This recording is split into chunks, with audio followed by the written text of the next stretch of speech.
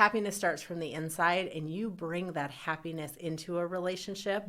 Nobody outside of you can make you happy. And when I recognized and when I learned this and I learned how to make myself happy, and I saw the shift in my world and I saw the shift in everything in my life, I just knew that I had to bring it to other people. So that's kind of why I chose this path, because it allows me to bring that to other people and help other people discover how that can work for them and how they can find that for themselves. Hello, everyone, and welcome to the Being Inspired Radio Show. I am your host, Amanda Johnson, and I am back with another incredible guest for another inspiring conversation. And what's really fun is I actually am sitting across the table from her, which only happens a handful of times out of the 60 plus interviews or conversations I've had over the last few years. I can say maybe I can count on one hand how many times I've had the person here in flesh. And so it really is a fun dynamic for me, and it shifts. It's a totally different energy. And I imagine, or at least I would be curious, if you listening can hear the energy shift when I do an in-person conversation versus something over, well, I used to do audio only, and now I've started doing video. So anyway, I'll challenge you listening to go and compare this episode with another episode that was not done in person and tell me if you can hear a difference. But today I'm really excited to be here in person with a woman who I actually recently connected with. We had met a while ago at an event, and then she boldly reached out and picked up that phone that sometimes can be awfully hard to do, to connect with another person who's like-minded, like-hearted, and she and I connected right before I flew off to Costa Rica for a month. And so I now have the pleasure of getting to speak with her once again and introduce her to all of you. So my guest today is Angella Jensen. And Angella is a speaker, teacher, and coach who works with men and women to find their self-confidence, improve their relationships, and transform their lives. While going through her own personal struggles with self-worth and failing relationships, Angella learned firsthand that overcoming habits and changing beliefs can be difficult and feel insurmountable when trying to do it alone. She now helps individuals find the strength and joy to move through situations that can seem impossible. Her approach helps people to find alignment with a higher power, take action, and get results so they can experience the life changes they desire. After going to school for psychology and prior to becoming a heart-centered transformational life coach, Angella spent many years working in the entertainment and technical industry. Her keys to success are to forgive easily and give without expectation. And out of your entire bio, which is very impressive, that might be my favorite thing that you shared. So, Angella, thank you for being here and welcome to the show. Thanks so much for having me. This is super exciting, and I'm so glad to be getting to sit across the table from you. I know, it's really fancy. It's fun, and like I said, it requires me to engage with you differently than if we were even over video. Something definitely shifts when I have the person here with me in person. So this is going to be a lot of fun. So what I do with this show, the Being Inspired Radio Show, as I was actually telling Angella as we got here and prepared to start recording, I reminded her and myself at the same time of the whole mission behind this show. And when I started it now 3 years ago, its intention was to be in spirit, to be inspired by whatever desired to flow through me. And now I extend that to each and every one of my guests. These are not pre-planned. These are not, I do not have a list of questions. I don't do a ton of research about the individual, not because I don't care, not because I don't want to know about them, but because I really want to practice and trust that in the moment when we come together in this space and time, whatever needs to come up will come up. Whatever needs to be shared will be shared. Whatever question I feel inspired to ask, I will ask. And whatever answer or anecdote or piece of wisdom or inspiration or insight or story or anything you feel inspired to share, you will share. And then for all of those listening, you will receive exactly what you are meant to receive in this place and time. And so what I do is I ask my guests a very simple question to start when they say, yes, let's be on this show. Let's do this show together. I say, great. What do you stand for? What is that thing that is alive for you in your life. And Angela wrote back, what I love is a very simple statement, very succinct. And she said, love yourself, be true to who you are, and follow your dreams. Now, I think that's a beautiful statement, a beautiful intention. And the question that I'm going to start this show off with, and I'm going to ask you, Angela, is why do you do what you do? And if you think about that, what you shared with me, there may be something connected there. But why do you do what you do in the world? So I have always had a desire to give back, to experience connection with other people, and to find ways to help and support the community.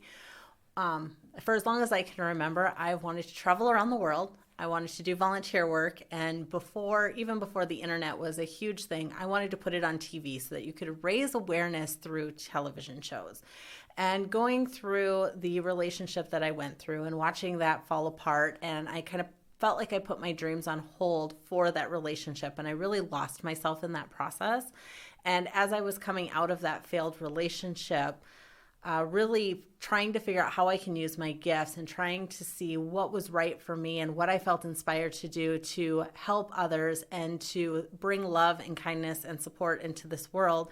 And I found I found that being a coach and helping people with that heart-centered transformation and that self-worth and that self-confidence so that they can go forward and give kindness to others really called to me. And that's why I do what I do.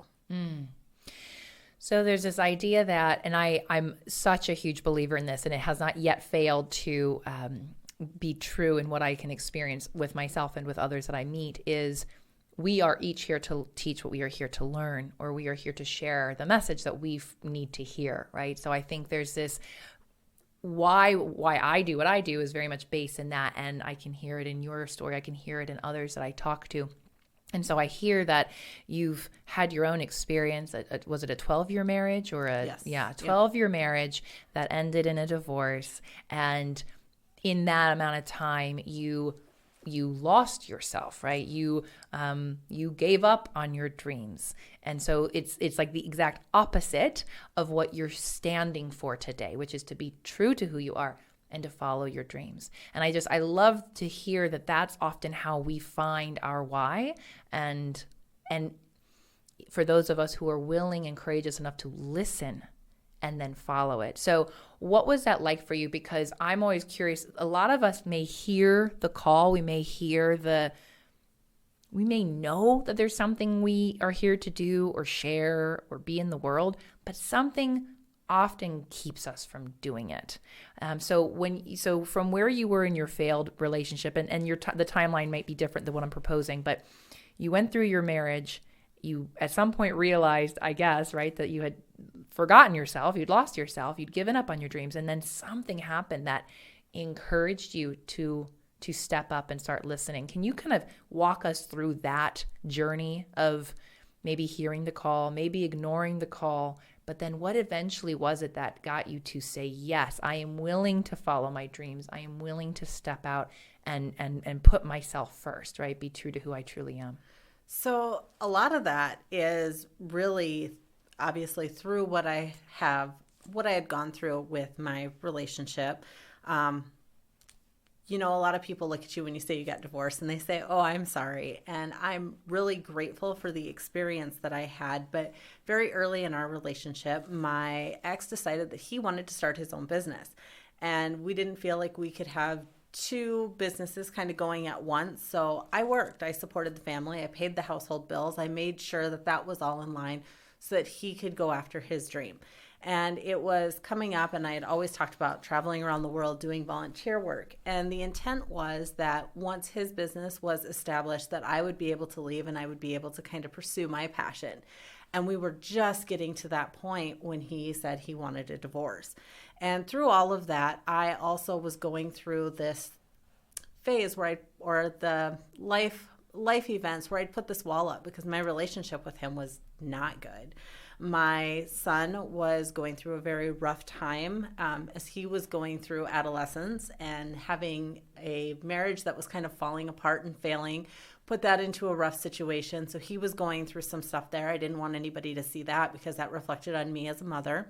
I didn't want anybody to see my failed relationship because I wasn't strong enough to walk away when I wanted to make it work. So there was a lot of conflicting emotions there.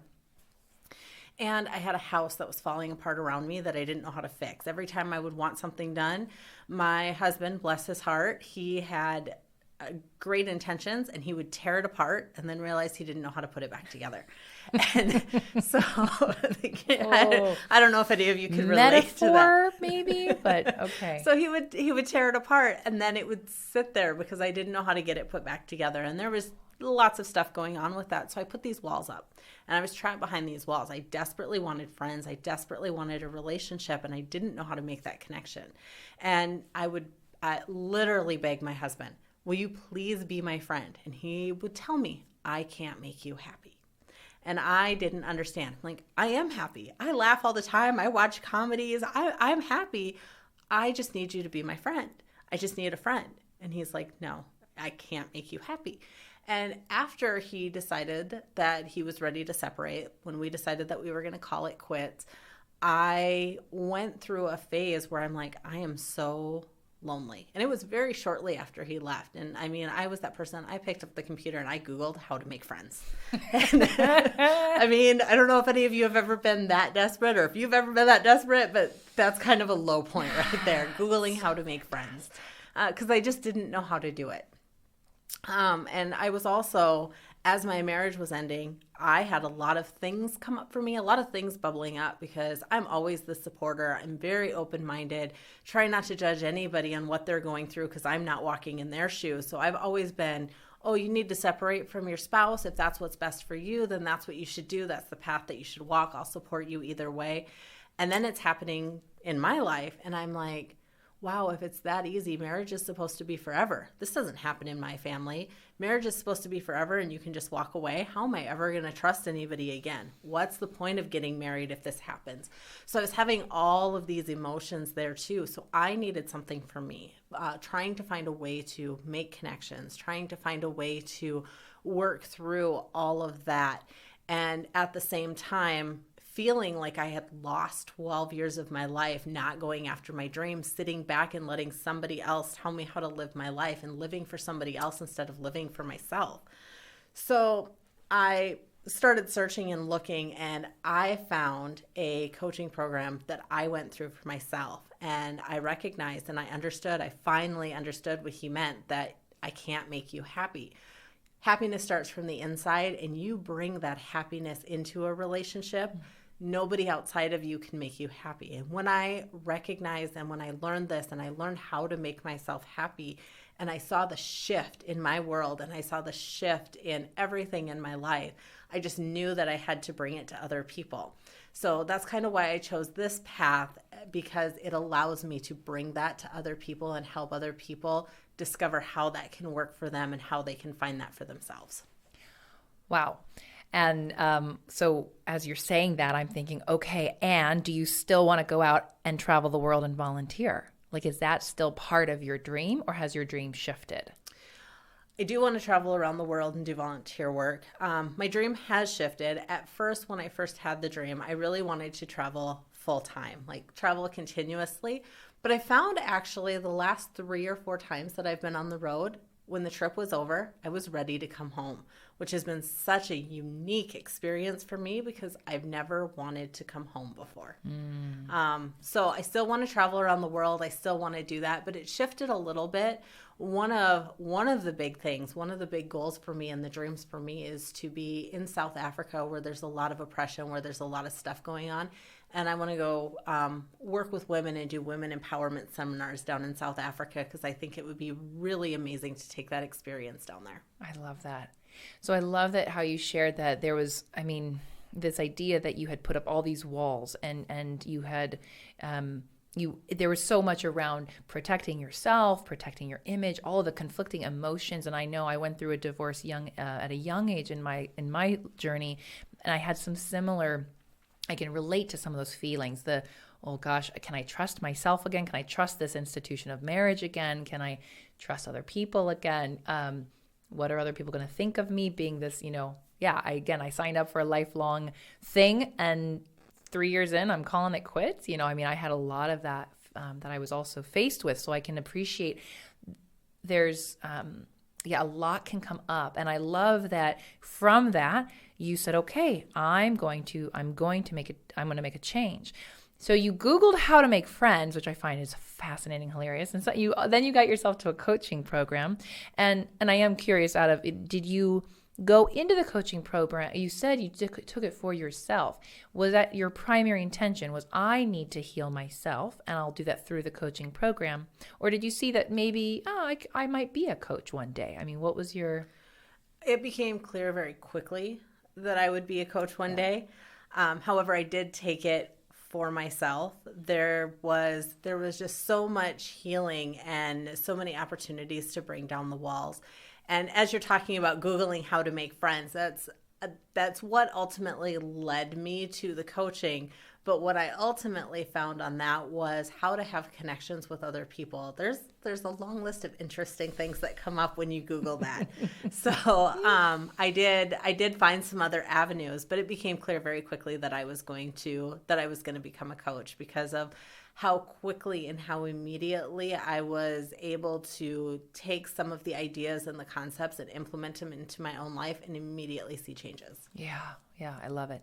And then, of course, you talk about such a huge revelation that probably many of us have had at some point in our lives, and maybe some have yet to have it, which is no one can make us happy, and that happiness does start within.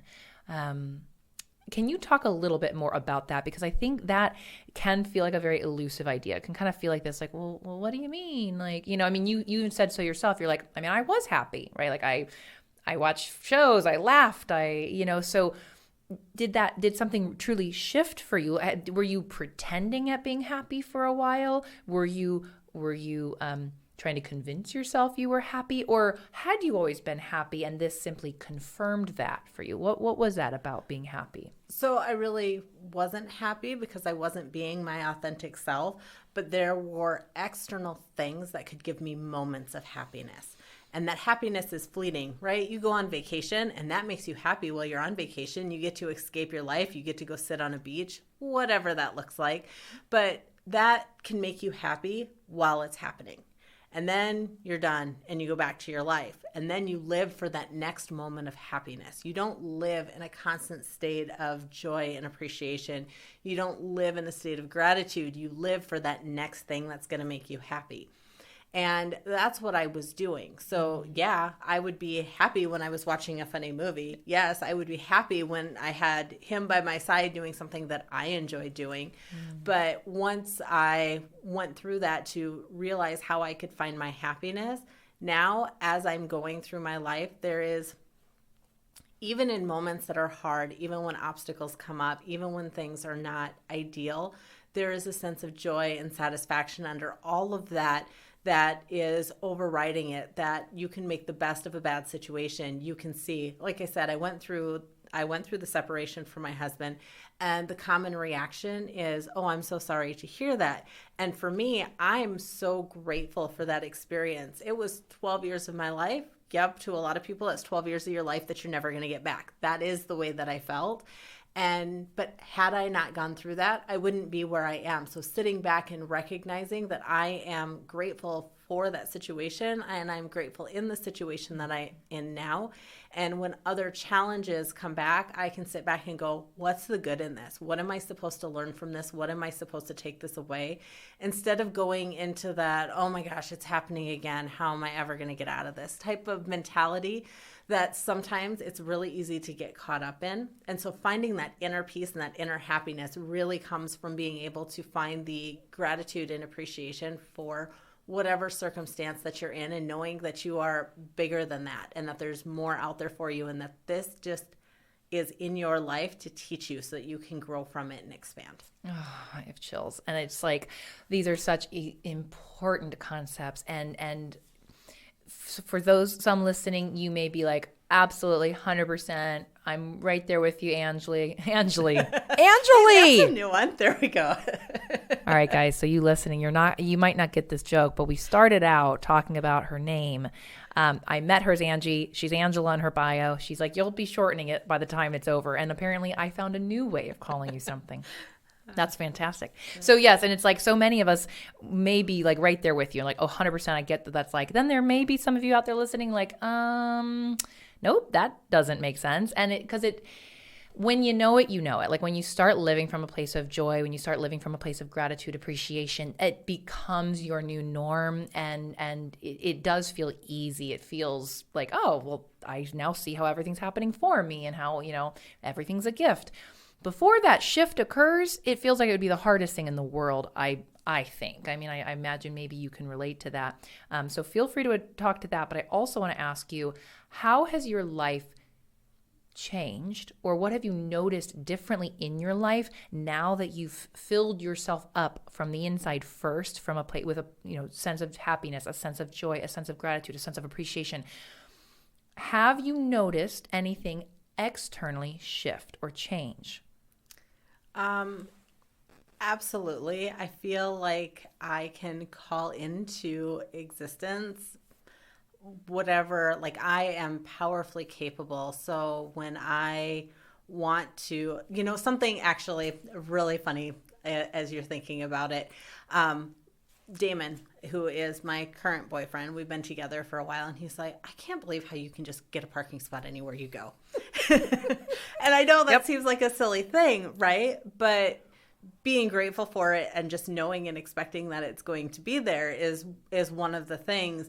And that was one of the first things that's like, okay, well, if I'm learning how to manifest and I'm learning how to do this, and they say that you could do that, it's like, okay, well, I'm going to practice. I'm just going to get good at this, right? I'm going to get good at this one thing. I'm going to figure out how this works so that I can put it into place and use it for other things. And he will say that to me all the time. He's like, you always get the best parking spots. So now he's affirming it for you as well. I love it. Right. There's that.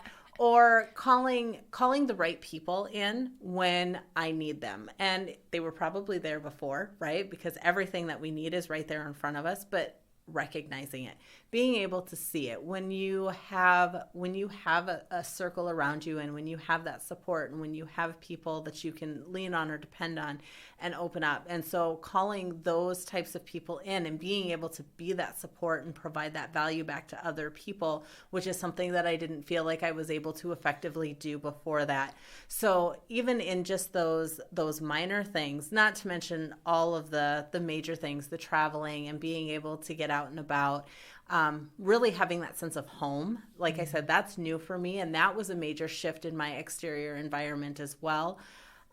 Just knowing that I wanted to come back because I wanted to get back to my life. I was done running away from it. And so that was a huge shift for me, because I think one of the reasons that I never wanted to be done traveling is because I was running away from my life. And as long as I was on the run, it couldn't catch me. And now when I'm there, I'm like, yeah, this was a lot of fun. I want to go home. I want to get back to my life because I love my life. That's so fantastic. And I'll just add so many good. I mean, yes, the parking spot magic. I mean, it's so great when things like that happen. And I love that you pointed out that it's a practice. Anything in our lives, however we choose to show up. For example, you're learning about manifestation, law of attraction. Okay, how can I practice this? How can I start to create my life to reflect this new mode of being or way of being? I love it because there are no coincidences, and things do take practice. Like I practiced being present. That was my life. I was like, okay, I'm going to practice being present. I need it. And that took effort at first. And then it becomes, oh, I just got the parking spot because, well, that's just what happens, right? But I also love that this idea of recognizing that you had been running away from your life. I recently traveled to Costa Rica, and so many people said, oh, have a great vacation. How was your vacation? And they kept calling it a vacation. And I kept thinking, it's not a vacation. This is my own. I'm not saying vacation is bad and what I did was good. I didn't identify with it in the way most people tend to identify with a vacation, which is typically something that we, as you said earlier, leave our lives to go do. Like, I need to get away from my life, go sit on the beach, have a week or two and then I have to go back, right? Whereas for me, it was simply, I moved my life to a different location for 4 weeks, and I worked and I connected with people as I would have, and I took a few days off to experience something. And, but I didn't see it as this thing I had to escape from in order to go do. And so even coming back didn't feel, a lot of people ask me, how's it feeling back to come back? I said, well, I mean, I'm in a different place than I was a week ago. That's what it feels like. I love that analogy because it's so true, right? So yeah, that's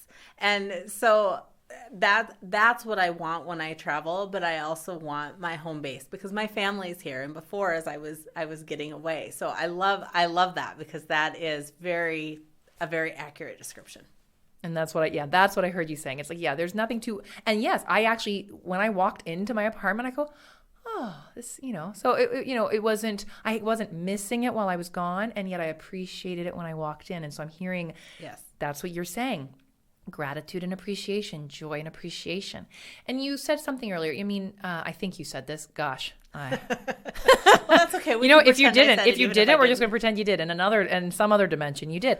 That, there are going to be the ups and downs. I mean, the word happy, I think that also can get misconstrued, right? This idea of, oh, I'm always happy.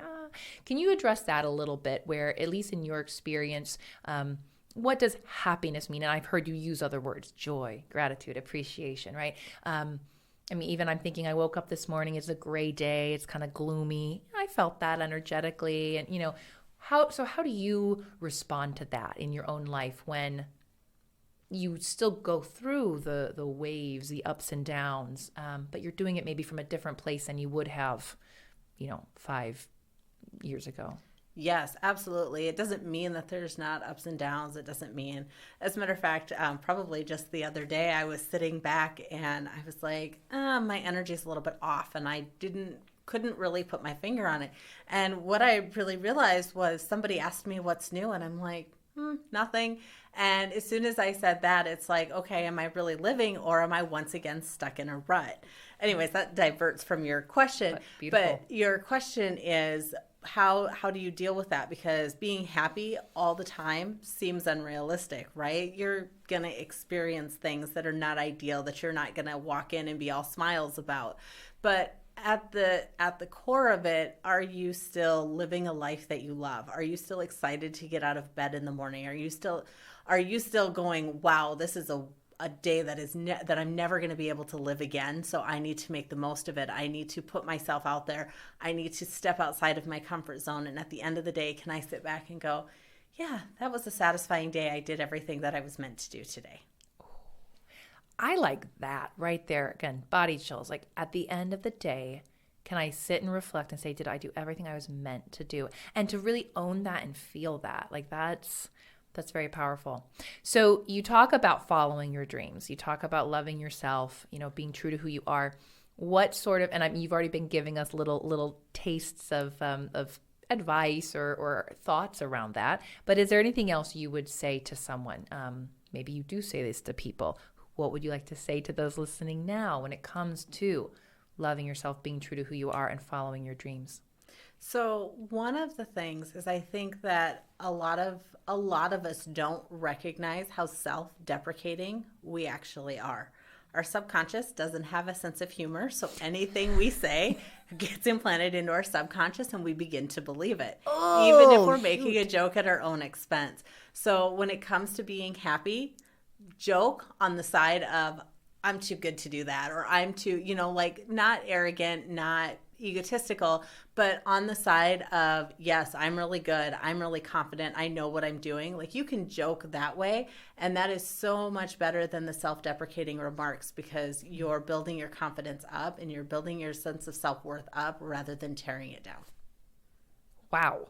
I've never heard it that way. And that is so brilliant. And I'm sitting here thinking, but I love to be sarcastic. I wonder how much my subconscious has been misunderstanding me for so many years. Oh, that's so brilliant.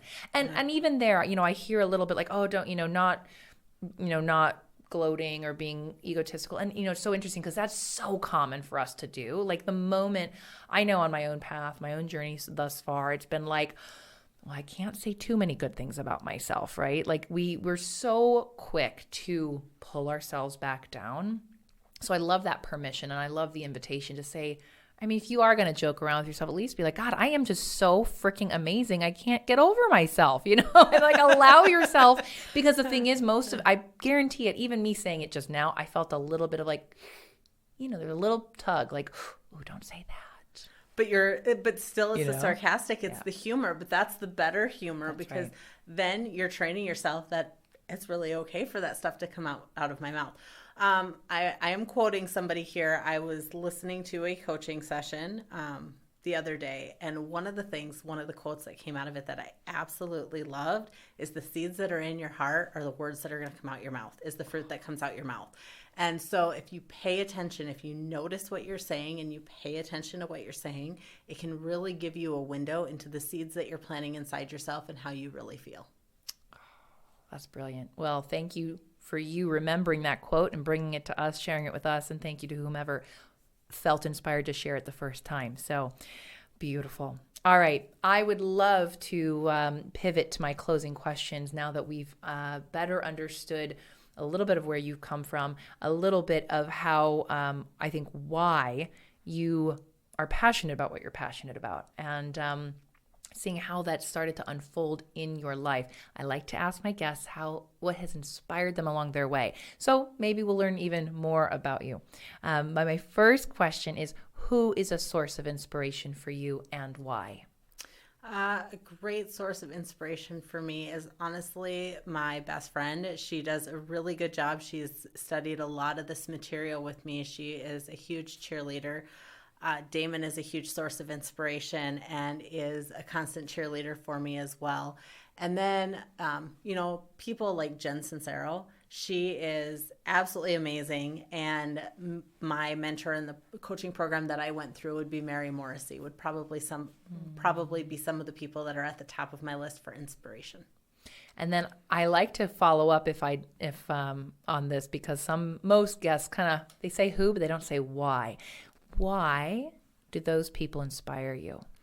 Like I said, my best friend, she has studied this material and she keeps me on point. And if I have something that I need to work through, I do have my own coach, but a lot of times I'm working with my coach on something very specific. And if something outside of that comes up, she is very good at helping me stay on my path and stay true to who I am. Mm-hmm. It's very important to have those partners and believing in that support system around. And she walks the walk right along with me, so we're able to inspire each other.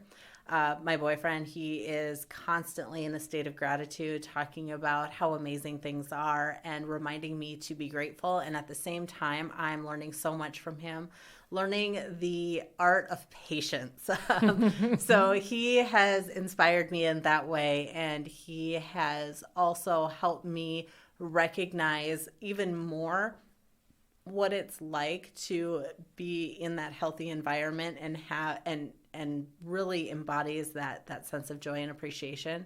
Mm-hmm. And then Jen Sincero, she is very witty. She's got a very good sense of humor. So if I were going to follow someone or want to get that inspiration and want that dose of humor along with it, she's very good for that. So that was actually one of the biggest sources of inspiration for me to seek out coaching. Mm. I Googled how to make friends, but I also had received one of her books as a gift with something written in the cover by a friend of mine that says, "What I like least about you is how you're self-deprecating." That's not exactly the way she said it, but basically. So that was a huge source of inspiration for me. And because that's kind of where I got my first taste, that's also somebody that I've kind of kept up on and continue to look at her stuff and work with her. And then Mary Morrissey, that was the program that I chose. She's very heart-centered. She is very spiritually based, and she's got a great... she was really able to teach me in a way that was digestible for myself so that I could move forward and move down this path and become a coach. Mm. I love all of those reasons. And I love asking that question because as I've started to kind of push guests a little bit more, because sometimes I won't get a full explanation, what I'm noticing and what I love so much about it is you're essentially now, as you say this, rattling off all of your greatest qualities, which I think is so fantastic. So it's, as I hear you express what you see as inspiration in others and why that they inspire you, I'm seeing that in you, right? I mean, you are doing each of those things in your own way. But everything you just said, I've experienced with you in the last 35 minutes. And so I just think that's exceptional. And it's a good reminder for me that whenever, and I actually had a conversation with another woman on this podcast, I'm not sure how the order will come out. I think this episode will come out after. But we were talking about that same thing, is that whatever we see in others is purely a reflection of what's already within us. And so when we can tap into that, and when we can really explain what is it about those people that inspire us, those are qualities that we possess. And again, I'm seeing those, not only that you possess them, but you are expressing them as well. So it's pretty cool. Yeah, that's a really great reminder that your reality and the people in front of you and what inspires you is just being reflected back to you. Our realities are reflected realities, and that's a really great reminder. Yeah, so it's fun for me to now see that. I'm like, ooh, I love it. And I love Jensen Jarrow. She's I read You're a Badass at Making Money. Yeah. And I'm not sure if that was the book or if it was her other, do you remember the book that you received? You Are a Badass, so Stop Yourself Doubt, and the yellow one. Yep, yeah, I think yellow exactly. One. Yeah, the How to Make Money is the green one. The green one. She's got That's a blue right. one out that's a really short. God, I love it. So color-coded books are helpful, apparently, for us who can't remember all the subtitles. All right, I love it. That was our first question. I'll move on to question number 2 now. What place or activity most inspires you right now? I really enjoy being out in nature, and I really enjoy being in water, or near the water. However, if I were going to say what really inspires me most right now is an activity that we didn't talk about at all, and it's called couch surfing. And I love it because it has allowed me to connect with different cultures and with people all over the world and bring that together and bring a little piece of that into my world so that I can take that and give that to other people. So that's really inspiring and uplifting for me. I love it. Yeah, you're right. We didn't talk about that at all. So we're going to talk about it a little bit right now. So what I also love is that you've talked about your dream of traveling the world. And as soon as you said that and reminded me that that is another part of your life, it's like, oh, right. You bring the world to you. So you don't have to travel necessarily to still have that experience of cultures and diversity and the stories. So tell us a little bit more about the coach. Well, you coach and you couch. Coach serving and couch surfing. How about that? So couch surfing, it's much like Airbnb shared space. However, there is no money exchanged. I let people come into my home free of charge and sleep on my couch or sleep in the guest bedroom or wherever I have space for them. And over the past 2 years, I've hosted, at this point, I'm close to 80 people.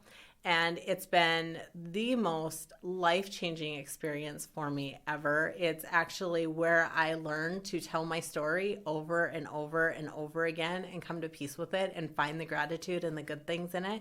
But I've hosted people from all around the world. I bring them in, and as a result of it, I've made friends from all over the world. I have not, open invitations that if there's some place that I wanted to go or if there's something that I can do, but being able to experience cultures and the language barriers and finding ways through those and navigating through those has just been so much fun and so energizing, and being able to talk to people about their experiences and seeing that there is so much more to life than we see when we live inside our little box, and being able to understand and build dreams that are based on knowledge of what's out there is it's just been super inspiring and life-changing, and I love it. I'm just excited about it. And anyone listening, if you're like, wow, what? I mean, yeah, there's a whole world of that out there. I mean, I know, you're not the only one who's doing this. And I think it's just so, because it's still fairly under the radar, and yet there's a whole community and culture of this, of couch surfing and these sorts of experiences. I just find it phenomenal. I love it. And you said something really important that I heard it last night as well, so I know I'm supposed to be hearing this right now, and I'm going to share it with all of you listening. You said it was through those experiences where you could share your story over and over again so that it could lose its power over you a bit, right? So you could find the joy, the gratitude, and the gift in it versus it have happened to you. You were the victim, right? Correct. And just last night I was at this live storytelling event hosted in Sioux City by Beacon Story Lab, and Allie Carson, and she had been to an event, and I'm forgetting the term now, but it was this idea that we need to speak. It's through telling our stories, and typically over and over again, that is exactly what happens. They start to lose their power. And I've always been a huge believer and fan of, we are not our stories. And I used to get a little like upset when people kind of kept clinging to their stories. But what I'm noticing is it's through telling them and sharing them that we begin to let them go, and we release them from having that grip, which is why I do what I do in the world right now, which is helping, write books and helping others write books, because it's important to release those stories. So I love that that's one of the things that you've experienced by having all these amazing people coming through your home. So of course, you're giving them something, they've given you something. It's this perfect exchange. Absolutely. It really is. And you're so right with the releasing our stories. We all have a story, but none of us are our story, and being able to release that and move on and recognize that you can be whoever you want to be and you still have the story, and it doesn't have to have that control over you, is pretty amazing. So good. And I've been hearing that message so many times lately. So something to pay attention to. Okay. My third question, I like how we're actually using these questions to go deeper. My third question is, what is a favorite book that has inspired you personally or spiritually, or just in general? What's the book that's inspired you? Well, I already talked about my experience with the You Are a Badass book, and how that really was my catalyst into coaching as I was going through that, and my friend had given me that book. I mean, there's so many little pieces that all come together, right? But if I had to, I think that would be it. I think I've really shared. That's probably my number one. I've read a lot of really amazing books. There's a lot of really great things out there, but that one really did shape the direction of my life. And I take something new away from it every time I read it. And it's something that comes up over and over again. Yeah. I've heard that. I haven't reread often. I haven't reread the books that served as that catalyst or that pivotal point. And yet I've heard from people who do. Yeah, you get what you need out of it, right, each time. And that is important. Those books, whether it's a book or it was a podcast or it was an encounter with someone, they can really serve as that. If you think about the hero's journey, they serve as our mentor, the thing or the person that serves as that, okay, I can take the leap. I can heed the call. I can enter, this unknown world. And so I think they carry a special place in our hearts. I'm sure you've read, again, I know for me, I read The Power of Now. That was my catalyst. I've read plenty of other inspiring books since, but I will probably always go back to that one as being the thing that changed my life or changed the course of my life. Yes, exactly. If I had to pick a reading material, like there's so many different things that were the catalyst for the change in all these different categories, but you're so right. Going back to that one inspirational moment or that one thing. And I would say that from a reading materials, it's that book. So good. So good. Yes. Oh, awesome. All right. So let's make sure that for anyone who's inspired now to follow up on you, reach out to you, where can they find you? How can they get in touch? What would be a good way for them to do that? I'm on Facebook as Empowered Commitment. Otherwise, www.empoweredcommitment.com. Love it. Oh, and how about putting the word commitment in your business name, especially knowing your story? I'm sure we could go off on a whole nother tangent there, which we're going to have to wait for another time to do that, but that's awesome. All right, empoweredcommitment.com. Find her on social media. I will link to it in the show notes. So, of course, make it easier for you guys. Is there anything that you'd like to close with or end with or say to our listeners before we wrap it up? I would like to say thank you so much for having me. This has been an amazing experience, a lot of fun. I'm so glad that I could come in and do this. And to all your listeners, just like to leave with a quote that you are far more capable and powerful than any situation, circumstance, or condition in your life. So whatever your dream is, don't be afraid to go after it with all your heart. Wow. Okay. Thank you. I needed to hear that. So thank you to Angella for being here, sharing yourself, your gifts, your inspiration, your insight, your wisdom, you as a person. Thank you for being here. Thank you to each and every one of you out there listening. Thank you for being who you are in this world. Remembering that you're more capable than you think you are. Remembering to love yourself. Be true to who you are. Follow those dreams. And remember that you are not only being inspired by us in this moment, but you are inspiring others. So keep doing that. And thank you for tuning in. Subscribe if you haven't. Share this if you feel the call or you know the perfect person to send it to. Like it, rate it, review it. Do all the things so that we can keep these messages spreading further and further around the world. And until next time, many, many blessings.